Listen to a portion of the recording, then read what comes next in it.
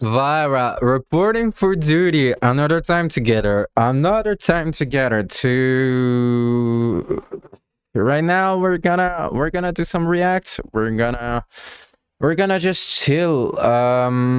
Basically, we're gonna watch YouTube together. That's basically it. Makes for content.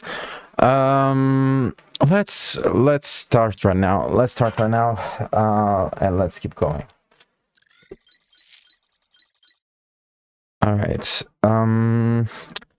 I have found actually quite a lot that I want to watch. So let's check this out.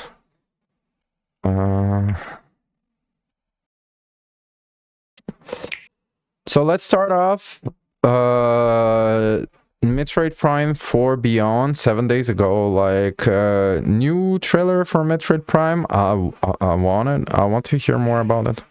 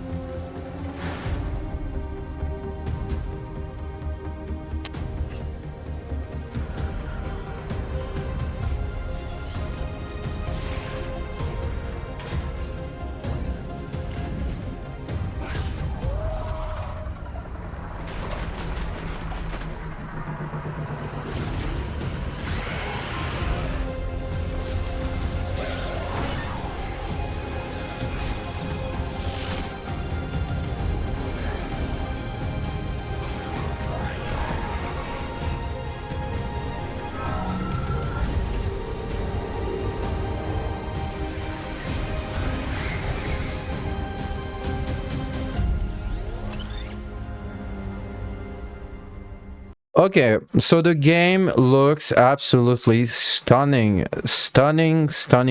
This is in-game. You can see that this is in-game footage like this, right?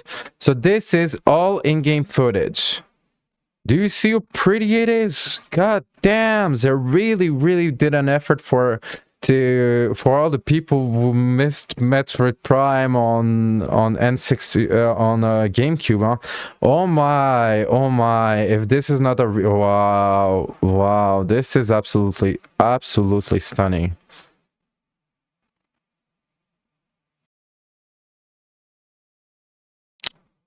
This is this is a game people should not miss. Absolutely. Look at how gorgeous it is. Yeah, Metroid Prime 4 Beyond is a game you should definitely give it a try. If you have a Switch, let me just check one thing. No, it's just beyond everything, that's why.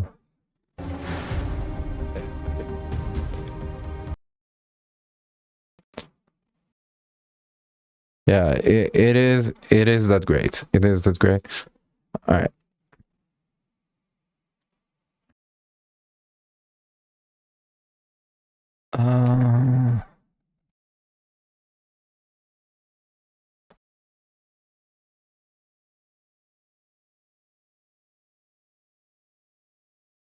Let me just...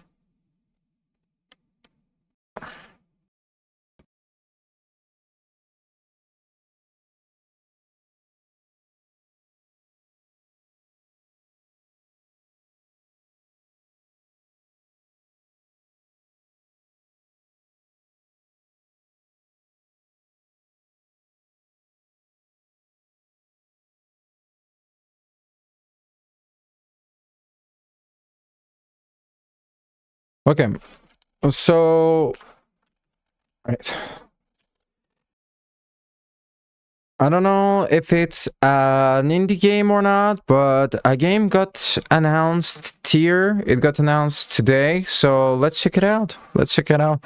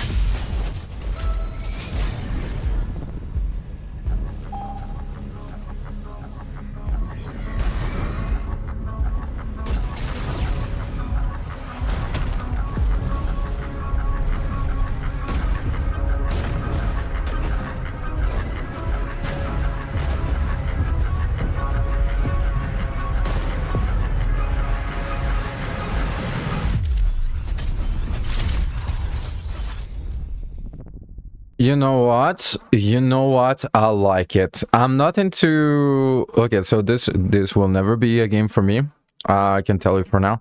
But compared to World of Tanks, this looks absolutely... This is kind of like... you know, when you saw CSGO all your life and then you discover Valorant.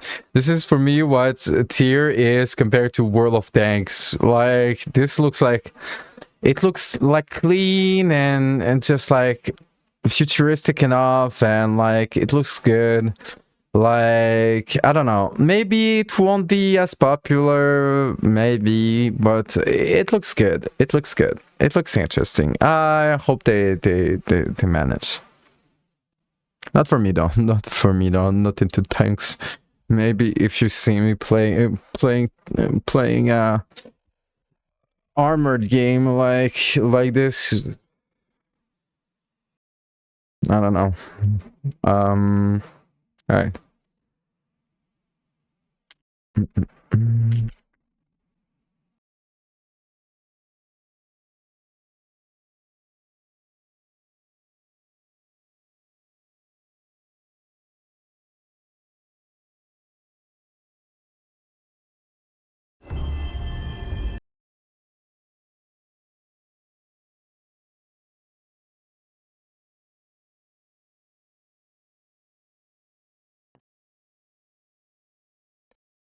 Okay, so this one actually interests me. Ever heard of Infamous? It was a game that was like really like it's been a while, but like an Infamous game like got announced. This is interesting. This is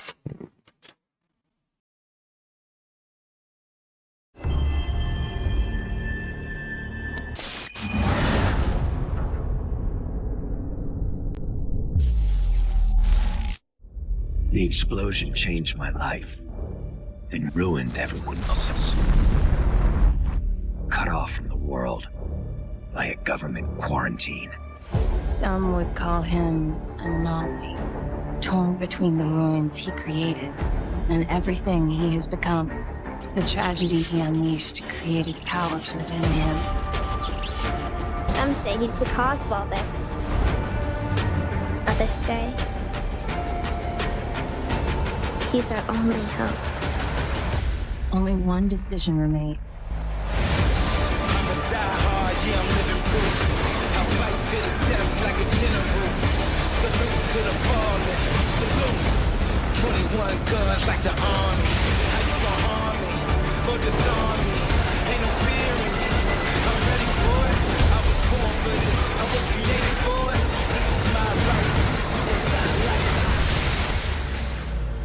Everyone thinks I have the power to fix it.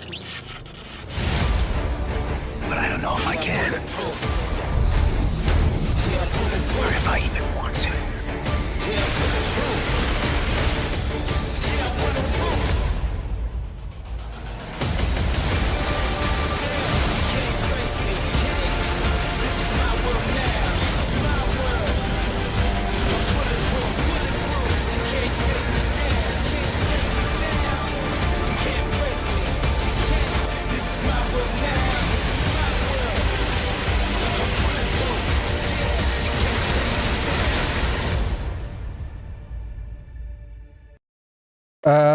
I don't know what to say.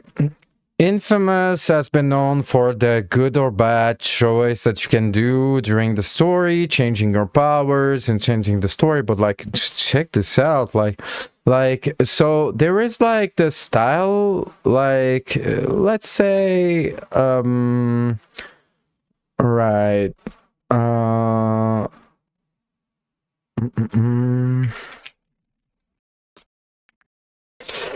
let's say there's a style, right? Right, you can see the style, right? But here it looks old. It looks old. It looks like outdated. It looks like 360. So at this point, like, if you want a official like PS4, like no PS3 games, if you want a PS3 game, let's go. like because it doesn't look like it looks fucking awful. Like doesn't look awful, but it's like it's a new game, and I think that like this is they are not doing like this creative work, is just like looks kind of like old. So yeah.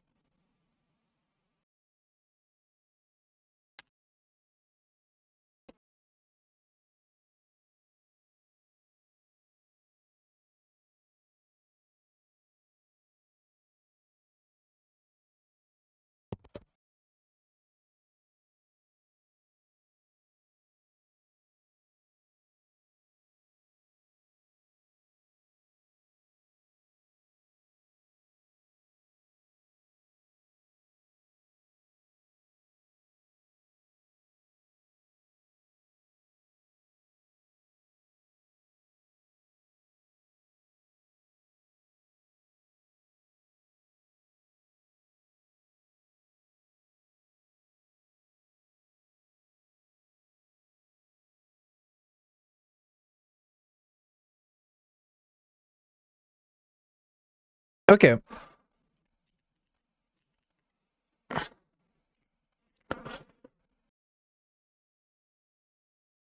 Okay, so I'm not into much news, but I am into show business. I really like to hear about show business, what's going on, and all this stuff.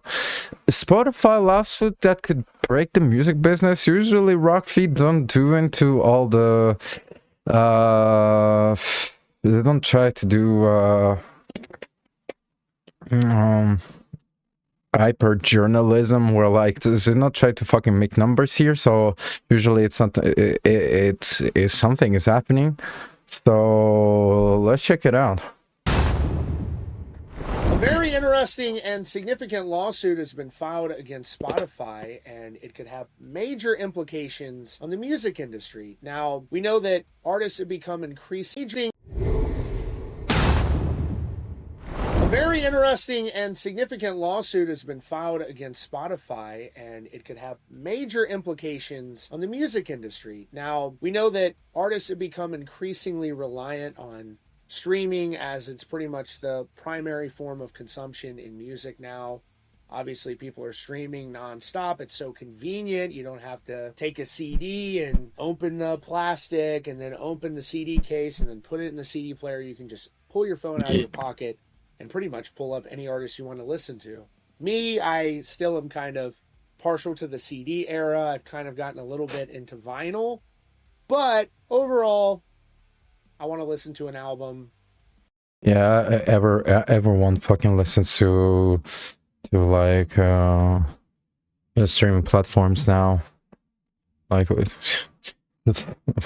has the time to even like do on the downloads, the uploads, or like even like I've got my headphones, I've got my iPhone, and I can just start playing the album. Now, this lawsuit alleges that Spotify is intentionally looking the other way, while one of the biggest artists, Drake, is allegedly getting billions of fake streams. Now, they claim there's a vast network of bots involving how streams are counted on Spotify, and they explain what they claim is a scheme Spotify is involved in to actually dilute the payouts to pretty much all of the artists on Spotify. And it has to do with an overall, let's say, a pot of money, the funds that are included from subscriptions, and from that monetary amount, you're paid based on what percentage of streams you had. So imagine if one of the top artists had a massively inflated, insurmountable number, and they end up getting, or their label ends up getting, a massive payout. Potentially their label could be a business partner of Spotify, and you could have a major issue on your hands. Now, Spotify has just responded to this as well, and while this story involves Drake and hip-hop, This is something that could affect all artists. We've seen also in recent years. That lawsuit filed by Limp Bizkit against their label, where they allege that there were issues with accounting, that matter still remains ongoing. But here's what we know about this very interesting lawsuit just filed against Spotify. The brand new high-stakes lawsuit just landed, and it claims that billions with a B of Drake's streams aren't from real fans. The lawsuit alleges it's all mass-scale fraudulent streaming, and it accuses Spotify of knowing all about it and turning a blind eye, while legit artists get financially screwed. Now, the man involved in the suit is a West Coast hip-hop veteran named RBX. He's actually Snoop Dogg's cousin and was featured on Dr. Dre's iconic album, The Chronic. RBX just filed a massive class action lawsuit in California's district court. But here's the first major twist. Drake is not being sued himself as part of this situation. The lawsuit names only Spotify as the defendant. RBX and the other artists in the suit are accusing Spotify of failing to stop and even benefiting from this alleged stream fraud. Now, the suit claims this practice causes, quote, massive financial harm to all other legitimate artists, songwriters, and producers. And this is all part, as I mentioned, of that stream share model. Oh, so it's actually the artists that are actually like fighting again. No, that's actually cool. That's actually cool. Pay the artists and producers. Basically, all the money from subscriptions and ads goes into that giant pool. Spotify divides that pool based on each artist's percentage of the total streams. And let's just keep it simple. Let's say the pool is $1 billion and Drake's music accounts for 10% of all streams on the platform. He and his label get 10% of the pool, or $100 million, just for hypothetical sake. But if this lawsuit is right and a substantial chunk of those streams are fake bots, then Drake's real share should have been a smaller number. And so that extra money he was paid doesn't just come from Spotify. It would come directly out of the pockets of every other artist. If the biggest artist's share is artificially inflated, everyone else's slice of the pie gets smaller. The lawsuit gets very specific with the claims against Drake's numbers. It alleges that a, quote, substantial non-trivial percentage of Drake's approximately 37 billion streams between January 2022 and September 2025 were inauthentic and appeared to be the work of a sprawling network of bot accounts. The suit claims there's voluminous information to prove it, pointing to things like, quote, abnormal VPN usage to hide where the bot streams were coming down. And with that, I would like to thank our sponsor no, I'm just kidding. It gives one wild example. Over just a 4-day period in 2024, at least 250,000 streams of Drake's song No Face came from Turkey, but were, quote, falsely geo-mapped through the coordinated use of VPNs to the United Kingdom in an attempt to obscure their origins. The complaint also alleges that a large percentage of accounts streaming Drake's music were concentrated in areas, quote, whose population could not support that high volume, with some streams reportedly coming from locations with 0 residential addresses. So this is interesting. They're really taking kind of an IT approach from this and coming in with some data. Yeah, that's good. That's good that they actually go through this, but like, will it change anything? Like, to be fair, like there have been like a lot of problems with Spotify, fake viewer account, and it's been kind of around a little bit everywhere, you know. But like, yeah, let's change anything? I don't think so. It's going to be very interesting to see how this plays out. The suit also points to significant and irregular uptick months for Drake's songs long after they should have faded, and slower and less dramatic decay rates compared to his contemporaries. But this might be the craziest allegation. The lawsuit claims, quote, a massive amount of accounts were listening to Drake's music 23 hours a day. Which is this is actually the norm. So out of like everything that has been like really crazy that's been have been discussing, this is actual the regular amount of hours listened by any Drake's fan. I'm not a Drake fan, but like you can ask any Drake fan, 20 hours a day is the minimum usually for a Drake fan to how much he listens to Drake. I've got a friend that like told me about it. Like this is nothing to this is something completely ordinary and has nothing to do with the lawsuit or the fixed streams. It claims that less than 2% of these users accounted for roughly 15% of Drake's total streaming, which is a staggering number of streams. So the big question is Spotify actually letting this happen? And if so, why? The lawsuit has a claim for that too. It alleges Spotify, quote, deliberately turns a blind eye for its own benefit. It points to Spotify's ad-supported free tier, where bots can easily create millions of fake accounts without needing a credit card. The suit claims that by letting bots run wild, Spotify can present, quote, high stream and user activity numbers to its advertisers. The complaint states, quote, for Spotify, more users and music streams means more advertising dollars, so long as the true origin of the streams remains hidden. And now Spotify has just responded to this situation in a statement released to Rolling Stone. They said the following. The statement reads, we cannot comment on pending litigation. However, Spotify in no way benefits from the industry-wide challenge of artificial streaming. We heavily invest in always improving best-in-class systems to combat it and safeguard artist payouts with strong protections like removing fake streams, withholding royalties, and charging penalties. Our systems are working. In a case from last year, one bad actor was indicted for stealing $10 million from streaming services, only 60,000 of which came from Spotify, proving how effective we are at limiting the impact of artificial streaming on our platform. And Spotify even has a resource. Let me just...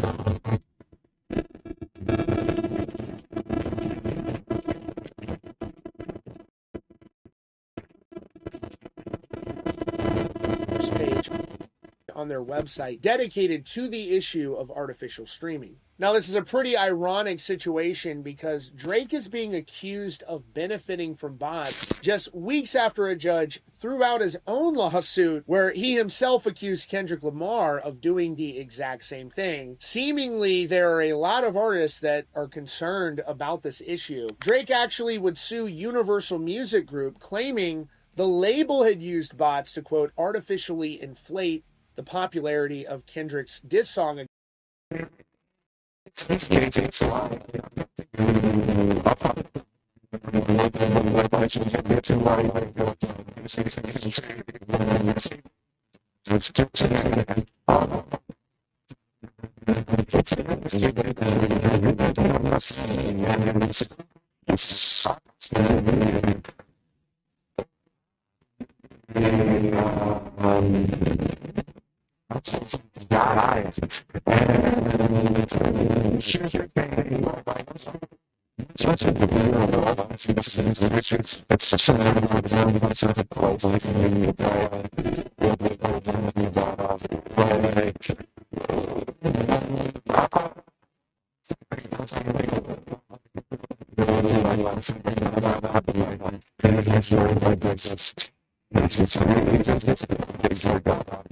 Against him called Not Like Us. A judge later summarily dismissed Drake's case, and she ruled that his evidence, which included tweets, was insufficient to meet the standard of proof. Now, the class action lawsuit from RBX is seeking damages in excess of $5 million, though the real number, if their lawsuit was successful, would likely be hundreds of millions, and they're asking for a full jury trial. His attorney said, quote, when streams are artificially inflated on a large scale, it affects the income of countless songwriters, performers, and producers. It's going to be really interesting seeing how this lawsuit plays out. It sounds like they have some sort of data that they're pointing to, talking about the geolocations of where the streams were coming from. I thought the part there where they claimed they could show that many of the streams were coming from places where residences weren't even there was also pretty interesting. We're going to be watching this situation closely. Let me know what you all think about this down in the comments. And as always,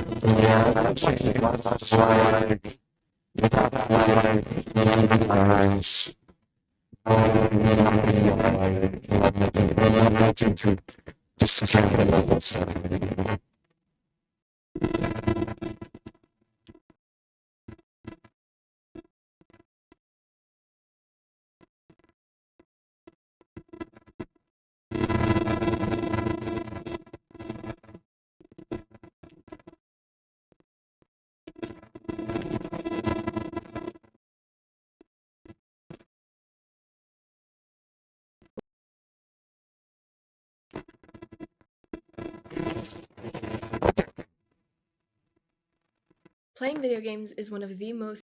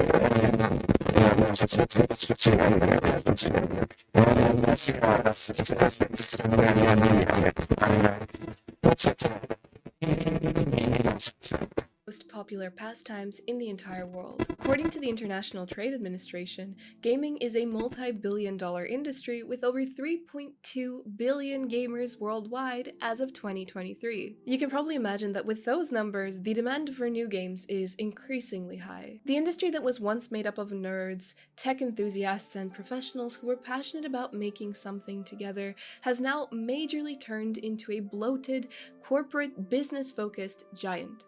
As a result, video games are now produced and consumed in a fashion similar to fast food, and with that, the very heart and soul of the industry is diminishing. Today, I want to talk about how gaming became fast food. You've probably already guessed it, but the main offender that we're going to be discussing in this video are AAA games. There are, of course, exceptions to the rule, real gourmet restaurants of gaming that work hard to create a deeply meaningful experience, something nutritious for the minds of gamers, and this in turn is rewarded by the great reception that they so deserve, along with the one thing that every single game studio is fighting really hard to achieve: player retention. Everybody wants to make a Skyrim, a game that will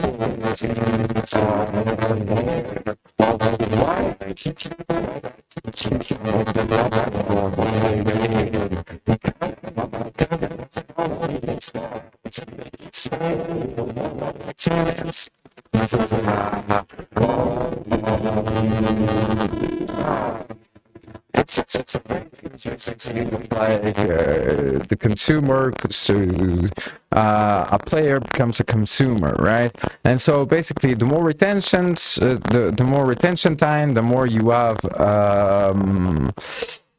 chances that your consumer will either stay and watch another video, so watch more ads, or stay and actually play the game enough for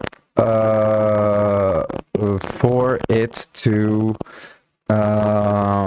for him to become to actually buy an extra, buy the battle pass, buy something like that. So yeah, there's player retention, viewer retention, consumer retention has become really important, strangely enough.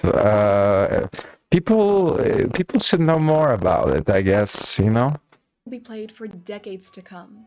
A game that they can release like 15 times and people will still buy it. But what are we really getting? I think that fast food is the perfect allegory for the current state of AAA gaming because of the parallels between the two. You know, when you go to a McDonald's and outside the building you'll have a big poster with an image of the burger and it looks so good there, really juicy. There's like lettuce and it's nice, green, crispy. The bun is so shiny and perfect. And then the reality looks like it was dropped, stepped on, and hate crimed, all in that order. Look at the flashy, exciting game trailers and previews that we get when studios are hyping up their games. So much is promised, it feels like a movie. And overall, graphics can be fantastic, and you've got these really fine details on things like hair and other small things. Graphics in a video game do not matter. It's the artistic direction that matters. Like, you can sell me a beautiful picture, but if it's not inspired, if it has no story, it's just a beautiful picture, you know. Like it's kind of the same with video games. I don't know if you understand. That probably blew the budget way too big, and then you play it, and it's like.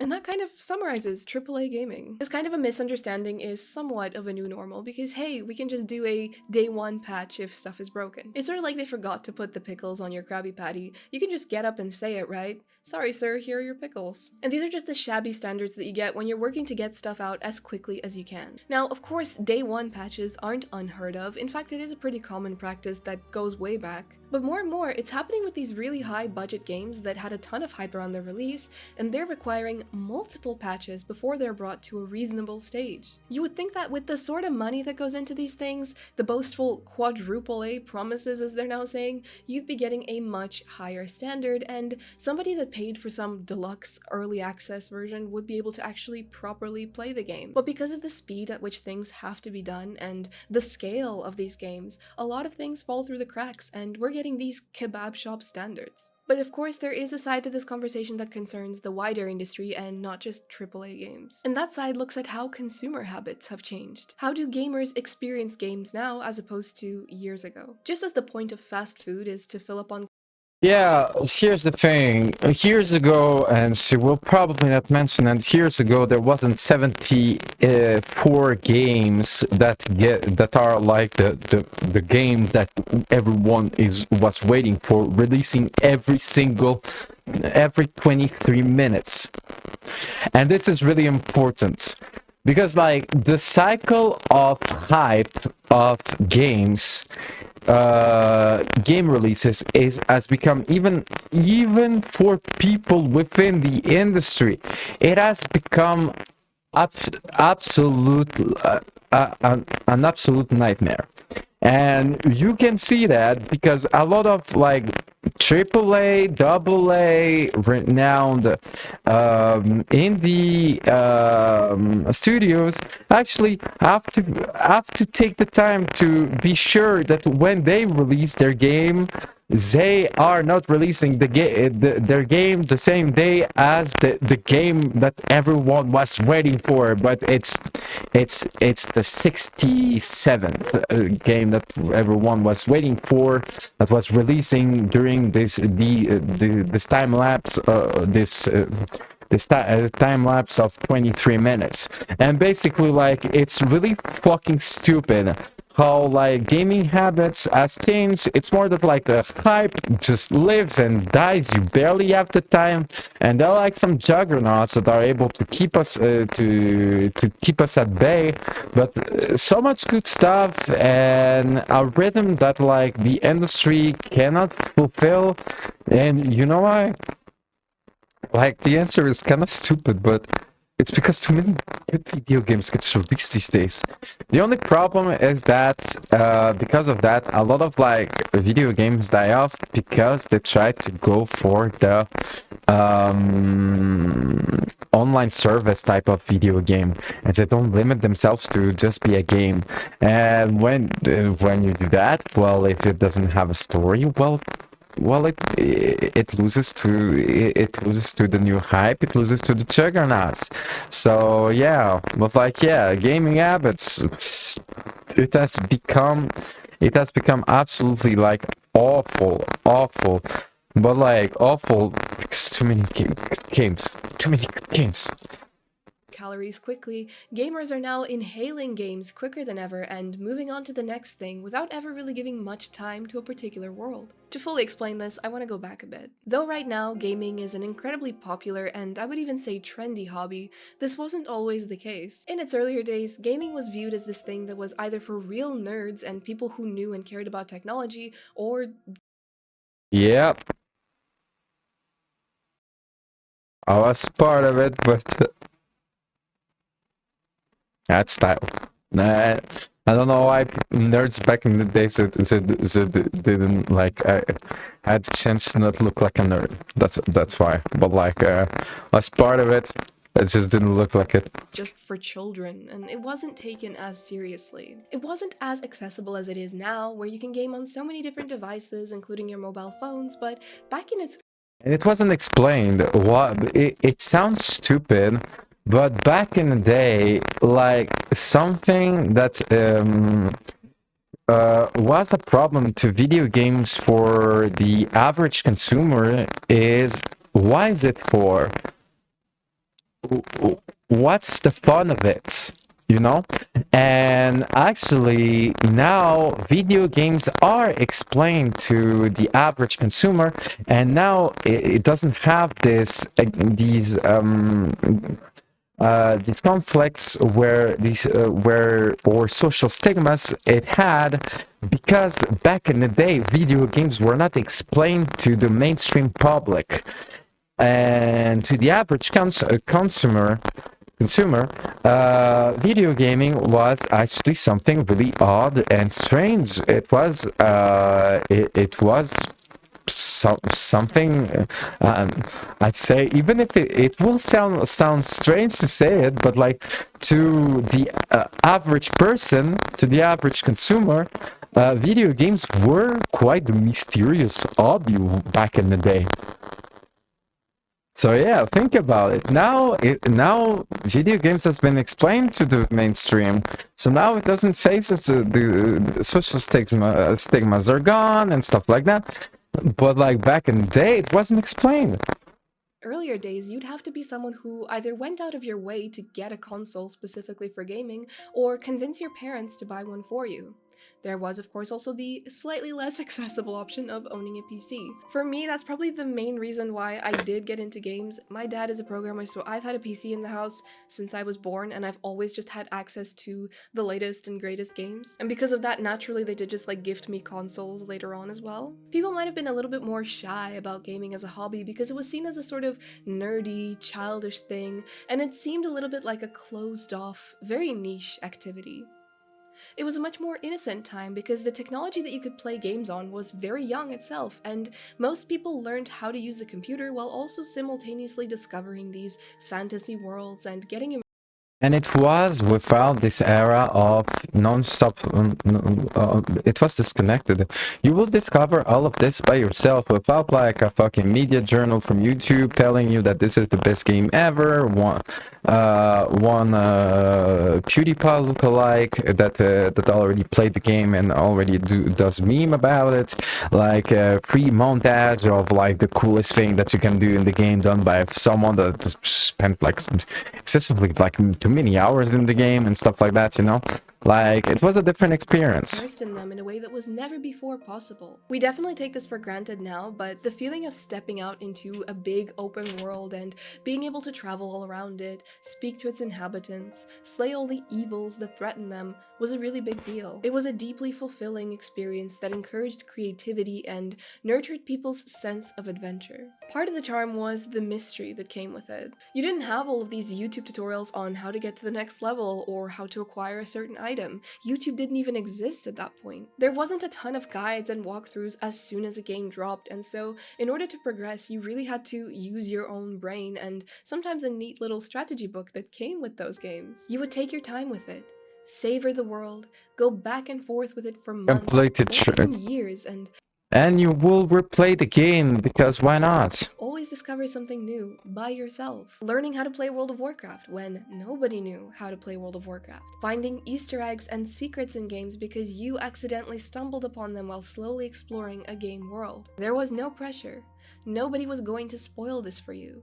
It was just you and whatever adventure you had going on the other side of your screen. The pace started to pick up when YouTube did become a thing and people started making videos about games, talking about them, and playing them. You could watch a video that found all of the Easter eggs in a game, and then following that video, you yourself could in turn find them to check a box and get an achievement. You could then watch an entire walkthrough of a game, part 1 to part whatever, where somebody completes it while you watch, and then you yourself can complete levels again without using a whole lot of your brain, but just because you want to get to the next level. But the biggest changes came with the birth of Twitch live streaming. Live streaming playing games is in itself a multi-billion-dollar industry. People have built entire careers off of other people watching them play games. And what did that mean for games? Well, if before you had people take their time, really immerse themselves in the fantasy, go back and forth with a game for a while to try and find time to play between their job and school, you now had people whose entire job was sitting and playing video games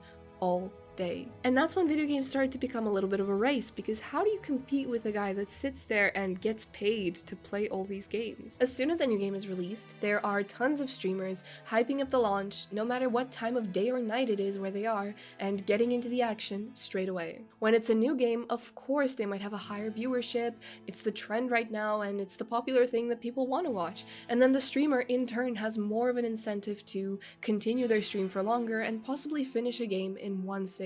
Now you'll open Twitter the next day and your timeline is full of clips from that stream and a bunch of spoilers and loads of things that are already figured out for you. And I would also say a lot of FOMO, or the fear of missing out. All these people are talking about this game and you are missing out. So then you go and buy this game and all of your spare time is dedicated to finishing it as fast as you can because you want to know what all the fuss is about and you also want to be a part of the conversation. So then great, you finished it. You've devoured the game in one sitting or two sittings.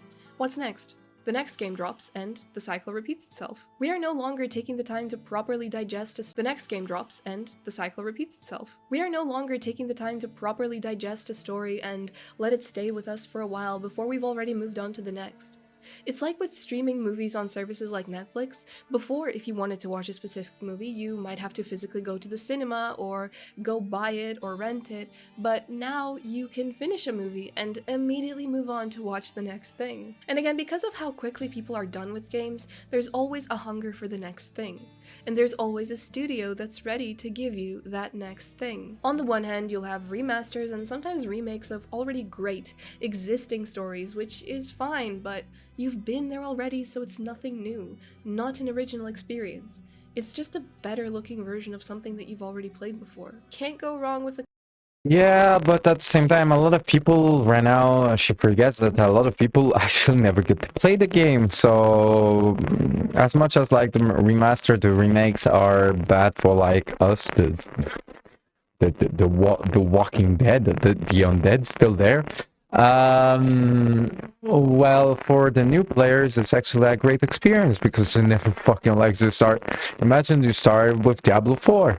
Well, Diablo Resurrected is actually quite a good experience. classical menu item, but also you kinda can. Like a picky eater, instead of getting to discover some new, amazing dish that's doing something that wasn't done before, you go back to the safe thing like chicken nuggets. And yeah, they're great, they taste amazing, but they're not giving you anything new.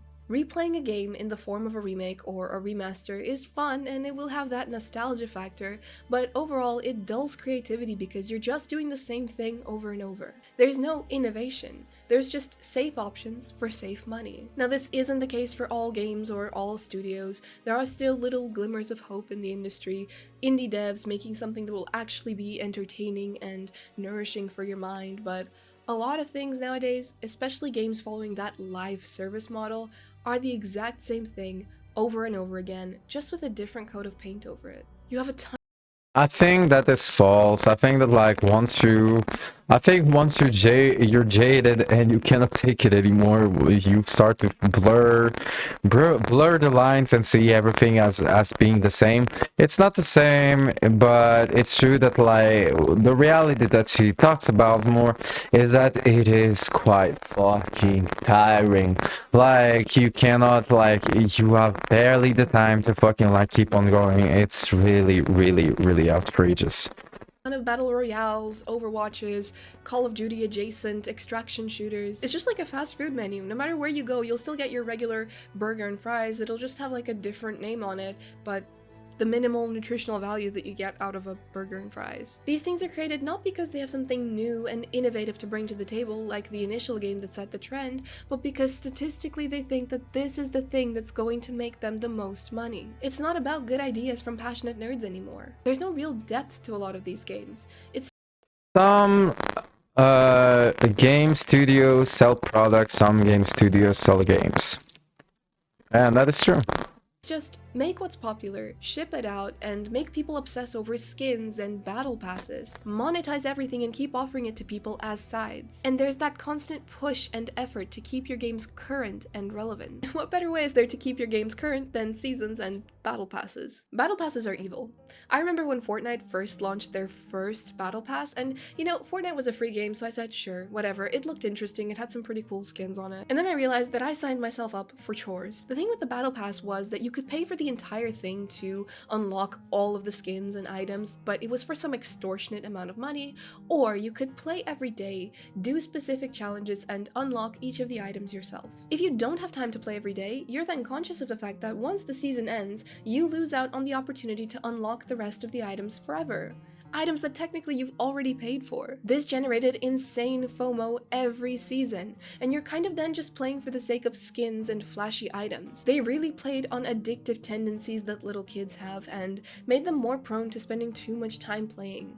Overconsumption that's harmful in, again, a way that's similar to eating too much McDonald's. It's this kind of a misleading structure that's making you feel like you're earning something while you're playing when, in actual fact, you did already pay for this. You could of course go down the route of instant gratification and pay for the whole thing in one go, and speaking of instant gratification, level boosts. World of Warcraft level boosts, or, for me and a lot of people, the true downfall of official Classic servers. When TBC Classic came out, Blizzard announced that you would be able to buy a level 60 boost to join your friends in Outlands if you didn't get to play Classic. So you're telling me I spent all this time leveling, gearing up my character, building myself up from 1 to 60, which for the average player that has a job, for example, can take a really long time, and some guy can just pay to join me immediately. Not only did it create this awkward situation where you would queue up for dungeons with people who literally just stood there or went running into walls because they have no idea how to play the class that they boosted, it also meant that everything you went through with your character is kind of pointless now. You're not playing on level ground where everybody that went through. It's true and false. I guess we can all be sad about like boosting, but like it's more about like the people that you end up, like the people that you shared with these experiences, well, they matter. The Dark Portal when you did is only there because they played 1 to 60 in Classic like you did. You just have a bunch of people that paid to hang out with you, I guess, without earning it. Bringing it back to the fast food thing, it's a lot like when you're really hungry, instantly filling up on whatever unhappy meal you've bought at McDonald's. Yeah, it tastes really good and you feel full afterwards, but really the calories that you get from there are hollow and they give you nothing of value other than satiating you for a little while. But just like the hunger will come back very soon, paying for a level boost when you didn't actually play the game to get to where everyone else is at is a shallow experience, with a satisfaction that fades very quickly. I think it's such a natural human thing to have to earn things and feel like you got somewhere because you worked for it, and over time, if you just pay to be super OP and play the game with people that did earn their level, so to speak, you're taking the enjoyment out of gaming, and things very quickly start to actually feel pointless. And they don't just feel pointless for the people that paid for it. They're starting to feel pointless for the people that didn't pay for it, the ones that did level from the very beginning, because, well, I could have just paid for it, so what's the point? Why bother? I think that this is why classic WoW pre-level boosts was such a compelling thing for people, and we still go back to it all the time because of that. It's like getting a full, nutritious meal. It's a journey. It's your time to immerse yourself fully in a world and really earn your place there. A deeper, more meaningful, and infinitely more rewarding experience. Gaming has turned into fast food because the industry that used to be made up of really passionate, geeky people that were creative and wanted to share their passion with the world is now just a big corporate suit that Yeah, the pace has changed, and the culture has changed, but you can still have these good moments. You can still have these moments, these privileged moments that we all search. And but I said it many times. It's for you to actually search for them or create them, because the pace of the gaming industry, the gaming world, do not allow it anymore. At least not this way. follows strict rules, allows their games to be used as a political platform for the highest bidder, and shamelessly monetizes the entire experience, leaving you and your pockets empty. Just like a Happy Meal, the industry targets children by giving you something that's wrapped in colorful packaging, developing models that are in the long run very addictive and offer no real benefit other than keeping you engaged with just one game the whole time. We have the games that people quickly run through and finish, move on to the next thing, but on the other side of it, we have a lot of games that are now built around taking up all of your time. This especially applies to games following that live service model where you're talking about seasons and battle passes and metas. If you step away from this game for even a week, you're gonna miss out on something. Metas might change, or you're gonna miss out on buying some limited time skin. You might not be as good at the game as you were last week. You cannot take a break because there's this constant push on FOMO. In other words, the games are made addictive, just like fast food. Gaming is fast now.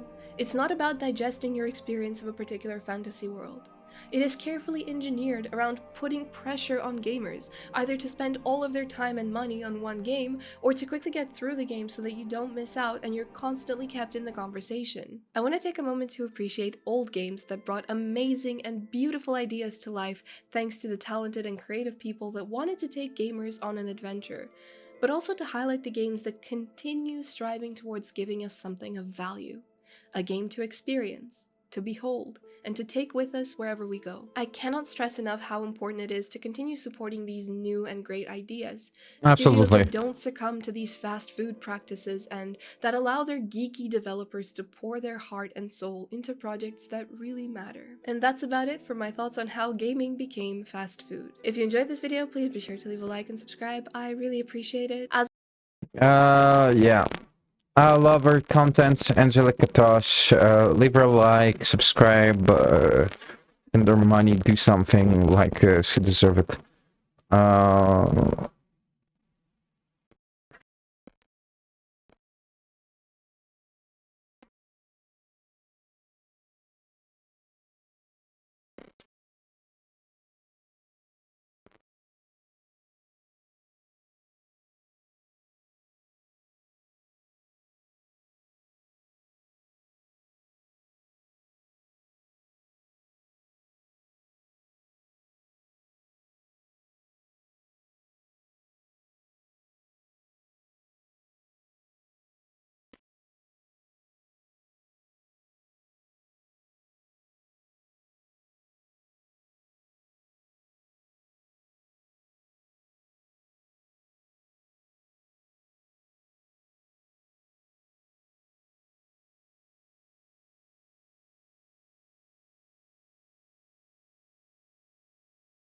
Alright, let's watch some honest trailers. I haven't watched these in such a while. Let's discover it.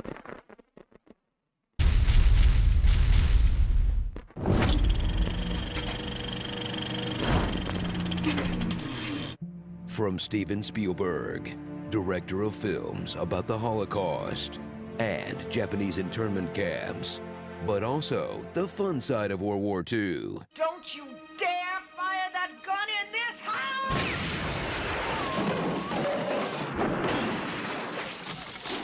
Boy, that was fun! Comes another one about his favorite real war with a fake story about a real policy and fake characters asking if they really have to do this. Where's the sense of risking the lives of the 8 of us to save one guy? It's not going to be easy finding one particular soldier in the middle of this whole goddamn war. This entire mission is a serious misallocation of valuable military resources. This Ryan better be worth it. I understand what you're doing. You do? Saving Private Ryan. Return to a time when punching Nazis wasn't controversial. And witness the reason your grandpa doesn't talk very much. That's a realistic look at the sacrifice of the troops on the ground and the armchair generals who send them off to die for extremely dumb reasons. We go sending some sort of rescue mission. They're going to be KIA too. We are going to send somebody to find him. In this search and rescue mission, where an entire squad lays down their lives, so Matt Damon's mom can be 1/4 less sad. No one Damon's worth 8 other guys. Besides, we got a spare. Strap in for some of the most punishing battle scenes of all time. That opens with the meat grinder that was D-Day. And continues an unflinching mix of the History Channel and Mortal Kombat fatalities. Featuring more nervous-looking dudes than the waiting room at a vasectomy clinic. And more grown men sobbing than at the end of Terminator 2. What the fuck?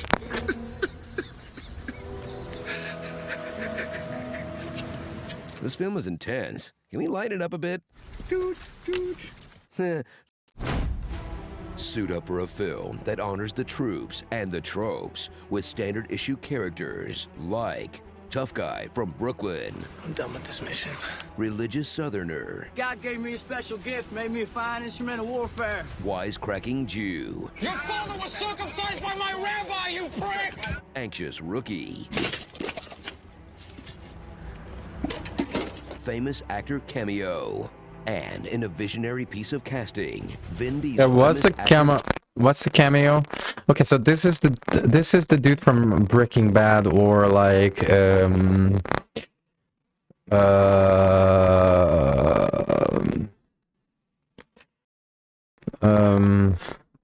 Malcolm.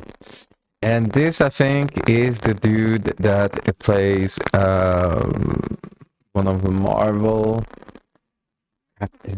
not Captain America, what was called?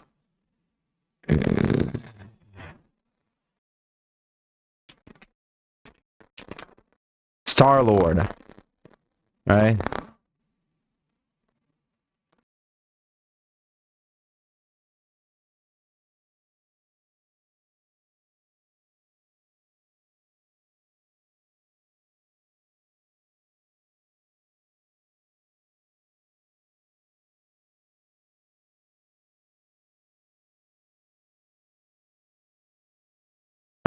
Cameo.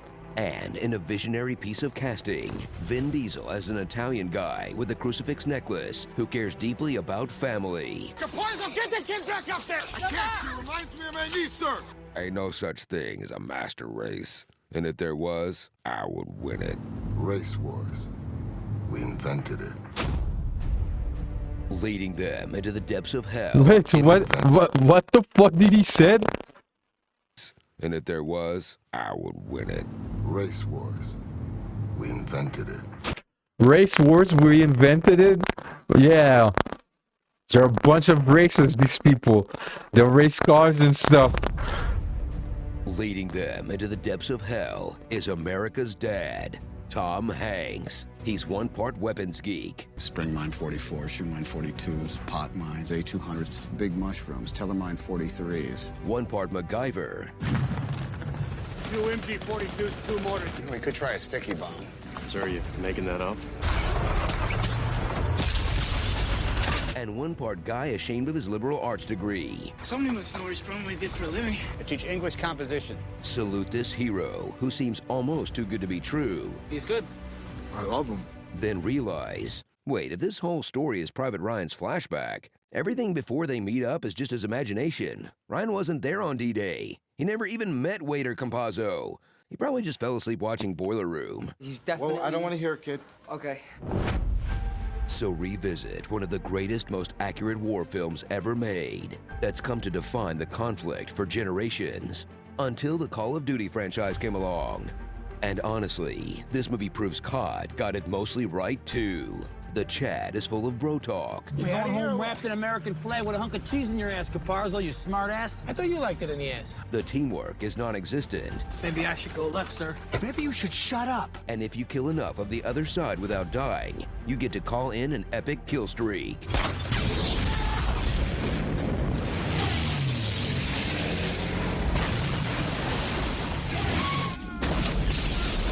Come on, that's so OP. They have to nerf those planes in World War III. Starring, look at me, I'm the captain now. The Dirt Locker. Brooklyn Wine. Jackson 316 says I just shot your ass. Brooklyn. Wait, is it to the from Brooklyn Nine-Nine? No. Oh no. Jackson 316 says I just shot your ass. Fubar Mitzvah. I don't got a squad. I got family. What's up, Ham? Giovanni Riblizzi. Bland of Brothers. Malone in the Dark. Army of One. And Paul Gianazzi. Let me get this headshot, you're out of my boot.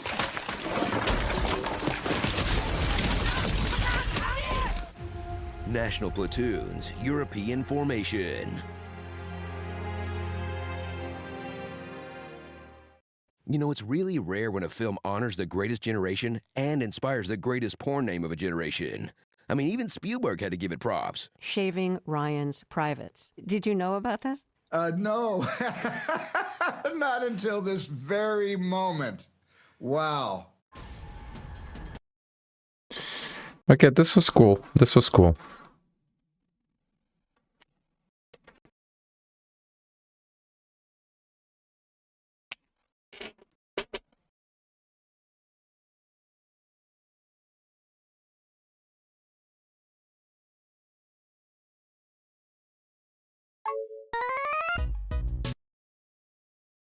Just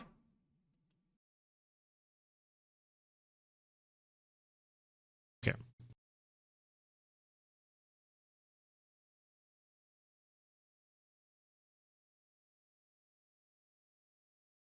Do you think Chainsaw Man is a love?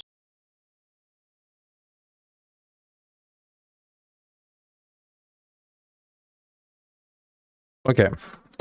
So, honest game trailer, Battlefield 6. Let's check this out.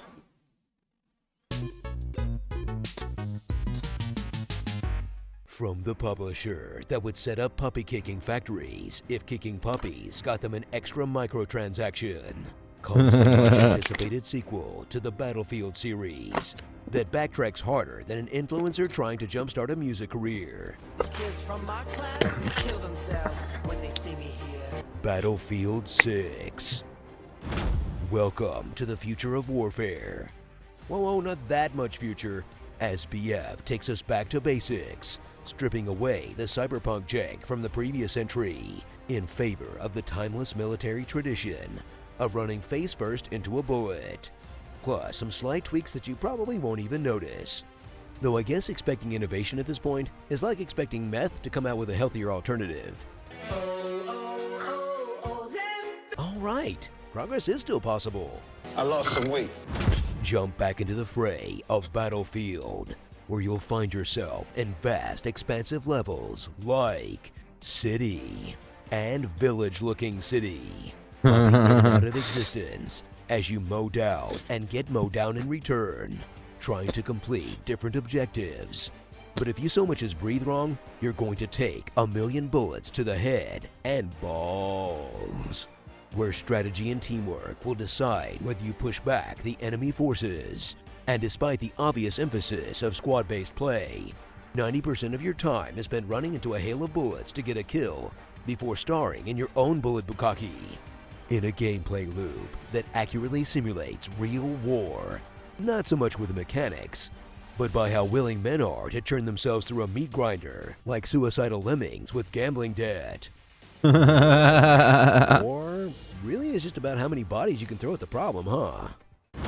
Once you're tired of your tour around multiplayer, take a relaxing break with the single-player campaign, where you can finally be the badass soldier you act like in multi, just with a better KDA than 420, as you lace up the boots of an elite group of Spec Ops Marines and pretend that a private military corporation would have different interests than the US of A in an adventure that will take you from a war-torn Egypt to a tank battle in the middle of New York City that progressively starts to feel more and more like the Buzz Lightyear ride at Disneyland, where most levels are just a straight shot as you pop any heads that peek out from behind cover, making it, overall, a pretty typical FPS single-player experience. Sure, the whole premise is unrealistic, but the most immersion-breaking thing is having squad mates that actually help you out. So this is what the game is actually supposed to play like? Why doesn't everyone play like this? Alright, real people. Once you're done saving America from Palantir or whatever, come back to the real reason you opened this game to begin with, being a bullet sponge in BF6's mechanics, with one of the many guns that are as effective as leaving constructive criticism on Pornhub, as you throw round after round into your opponents, until they fire back with bullets that seem to target your eye specifically, with some of the weirdest bullet trajectory that you've ever seen in a Battlefield game. Well, a Battlefield that works anyway, where the SMGs fire better at long distances than the assault rifles do. Then, once you're done being a Texas piñata, throw yourself into the nearest available vehicle for up to 2 entire minutes of fun, as your tank rolls over a field of mines and gets bombarded by 1,000,000 rockets. Your helicopter is a death trap for pilot and passenger alike. And if you're lucky enough to snag a jet, watch yourself get shot down immediately from someone who never stopped playing Ace Combat or kissed anyone besides their mom in Battlefield-ass combat that might sound like complaints, but is actually pretty normal for anyone that's played more than one of these games. It's really just all the stages of grief, but instead of acceptance, it just loops back to grief. And I eat grief for breakfast. So put on those fatigues and get ready to get blown up by a tank in a frantic experience that perfectly emulates the chaos of what a real war might feel like if it was directed by Michael Bay. But if you're a hardcore Battlefield head, you'll just be happy to be back on the field fighting the good fight again, because for better or worse, this is certainly more Battlefield. Starring, spawning to die immediately, trying to kill someone with a ladder, whiffing all your sniper shots, begging everyone around you for a revive, watching them run over you as they ignore your pleas for help. Oh yeah, that's the BF stuff. Getting killed by some guy camping a bathroom, getting your vehicle stuck on the inexplicably indestructible stuff, immediately crashing your vehicles, watching people take tanks just to shoot from a city block away, being the engineer that repairs those tanks because no one else will, sitting in the vehicle alone wondering why you don't have friends, and reconning with the drone the entire game to get a better score than you've ever had actually shooting anything. Oh man, I'm the Mercy Main of War. Band of Shithead 6. Wait, so let me get this straight. We're a bunch of adults over 30, dressing up in soldier cosmetics to play pretend war games. This is the millennial version of Civil War reenactments, isn't it? Tell us. This is actually a good point. What the fuck? This was good. This was good.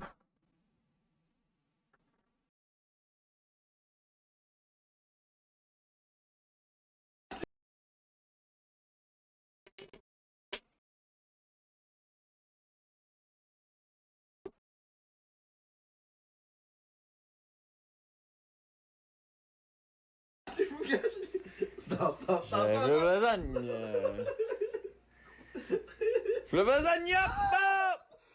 Oh my god!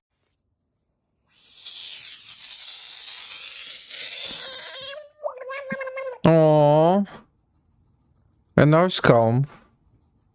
Nice too.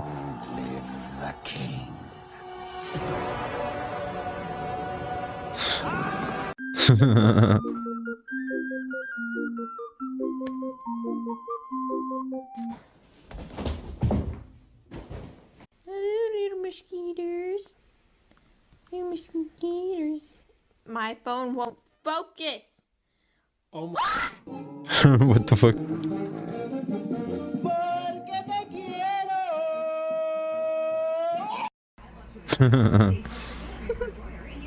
Oh my god! Oh my god! What? I'm trying. Oh my god.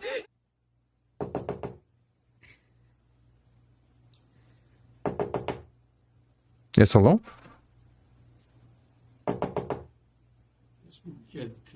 You can enter anytime.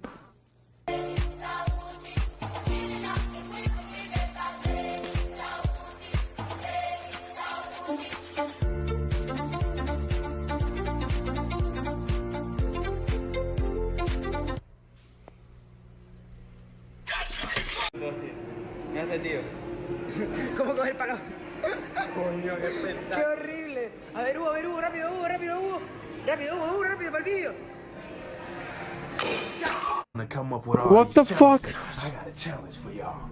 I got 50 for anybody that can do this. Oh! Is this... Does it do it for real? Oh my god! Look at you! Oh my god!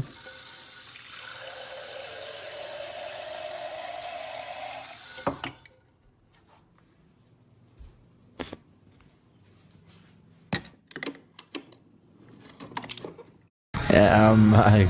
Oh, no, listen, as a friend. You know I can't take this. Yes, I do. That was quite the motivating munch. Look at this motivated munch.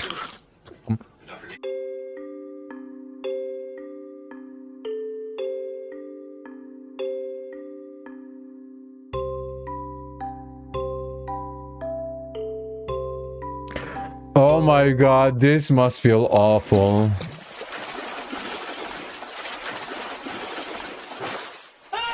Ah! The fuck?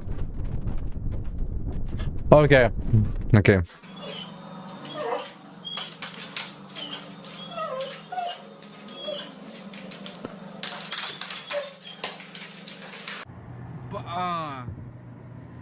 Y'all ever seen a bus with a fucking chimney?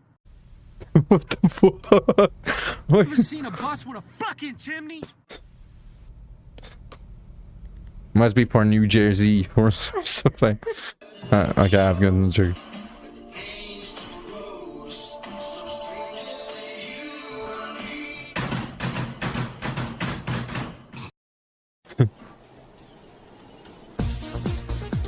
Oh. Okay, what are we doing today? I'm gonna sing for y'all. You gonna sing, Yasmin? Some emotion? I get very nervous. Oh, okay, You know. okay. I respect it. Okay. Eep, boop.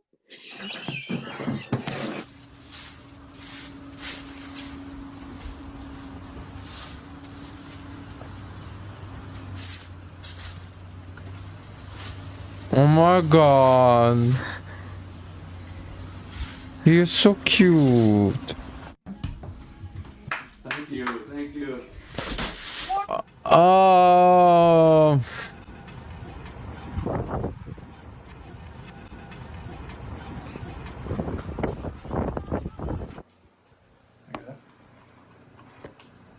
Center. Hey, babe. Hold on, guys. Lish is on my shoulders. What's going? That was cute.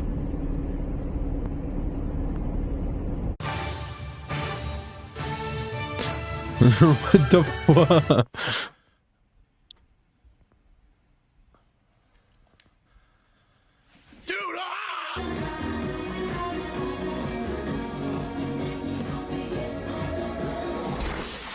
Oh no.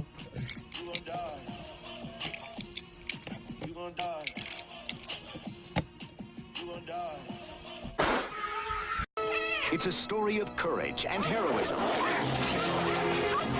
heart-pounding suspense.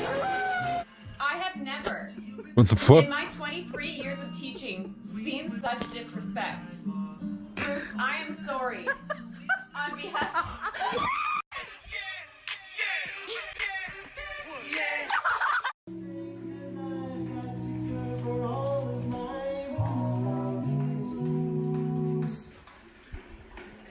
I take a look at my enormous penis. Hey, hey, hey, hey, hey!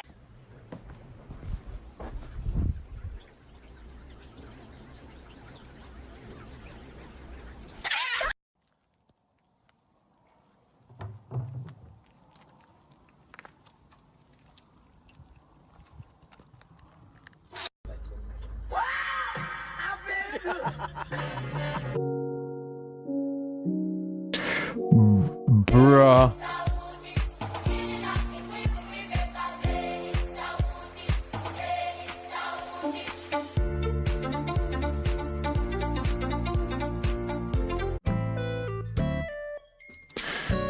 The fact that the second time I thought that it will work proves that, like, fuck me, dude.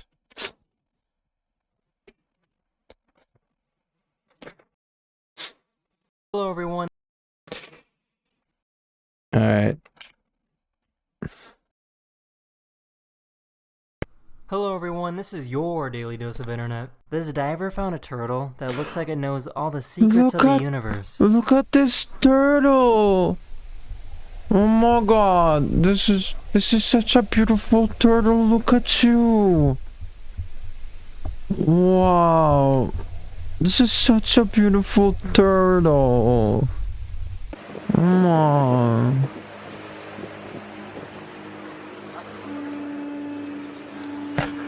People. These people. Fuck these people. Fuck these people. I cannot even watch wind too high up. Fuck these people. Just like, do you cool stuff far away from me, you fucking weirdo. People in Australia found a rare opal with a hidden surprise inside. Water. Okay. Nobody has seen this. Nobody? We're going to be the first. Holy moly. That is absolutely unbelievable. Oh. Look at that. You never get sick of this stuff, do you? No. This photographer was trying to take some pictures of this polar bear when the bear got too close. Instead of running away, the man showed aggression to protect himself.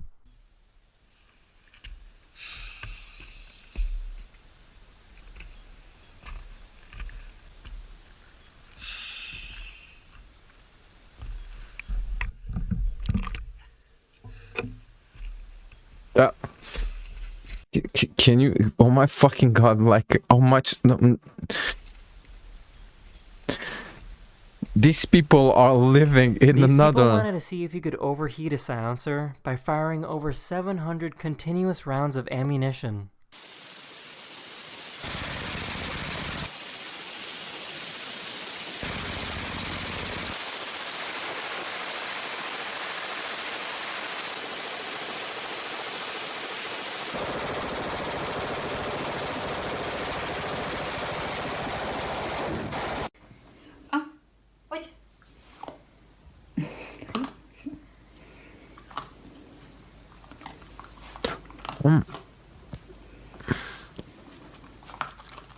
How dare you! This person in Brazil takes Oh no, his he cat gives it to everywhere him. with him. He What went the to a bank, and his cat just kind of sat there.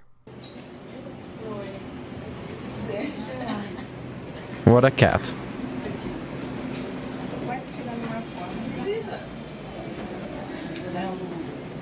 This eagle was trying to catch this rabbit when it pulled off some moves.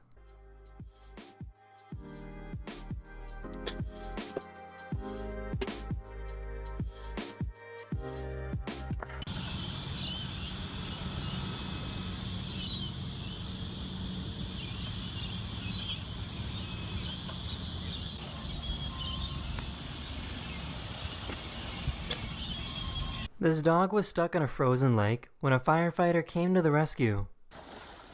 Poor dog. Good thing he...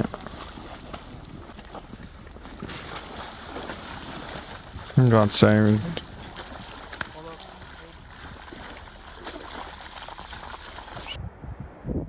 What the fuck? That's in this video. I really hope you enjoyed, and I'll see you guys again very, very soon.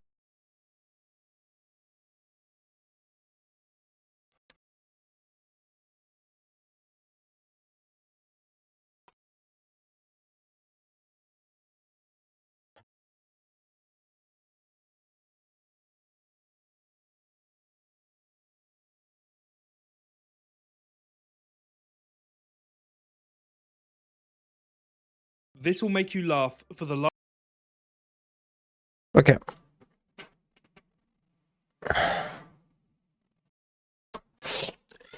All right. This is it for the React stream. Basically, watching YouTube with me. I'll see you another time. And as always, be toxic.